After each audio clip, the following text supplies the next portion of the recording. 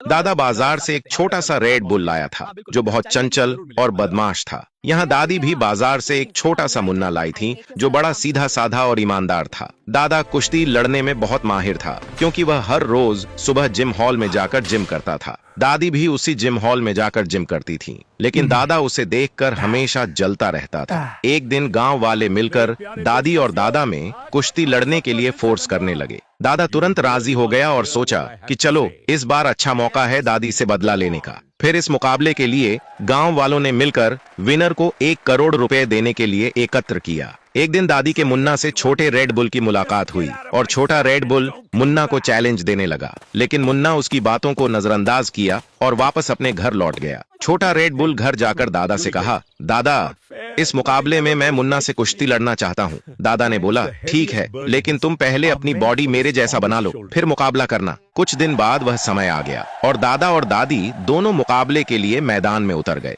यहाँ सभी गांव वाले मिलकर ताली बजाकर दोनों को हौसला दे रहे थे। घंटी बजते ही दोनों में मुकाबला शुरू हो जाता है और दोनों लड़ने लगते हैं। कुछ देर बाद दादी ने दादा को ऐसे उठाकर पटका कि वह उठ नहीं पा रहा था। तभी दादा का रेड बुल यह देखकर गुस्से से लाल हो गया और दादी की आंख में लाल मिर्च फेंक दी और दादी जोर जोर से चिल्लाने लगी, लेकिन गांव वाले रेड बुल की चाल को समझ ही नहीं पाए। तभी दादा ने दादी को ऐसे उठाकर पटका कि वह हमेशा के लिए दुनिया छोड़कर चली गई। मुन्ना ये देखकर बहुत रोता है क्योंकि उसे इनाम का गम नहीं, उसकी दादी को खोने का गम था। वहीं दादा और रेड बुल जीत की खुशी में जोर जोर से हंस रहे होते हैं। अब मुन्ना घर आने के बाद सारी बातों को भूल गया और दादी के घर में अकेला रहने लगा। समय बीत गया और मुन्ना धीरे धीरे बड़ा हो गया और वह खेत में बहुत मेहनत करता था। यहाँ रेड बुल भी बड़ा हो गया, लेकिन वह दादा के पैसों पर अय्याशियां करता रहता था। एक दिन मुन्ना बाजार में सब्जियां बेच रहा होता है, तभी रेड बुल उसकी दुकान पर आया और उसकी गरीबी पर बहुत हंसता है और दादी के बारे में उल्टा सीधा कहकर मुन्ना का मजाक उड़ाता है।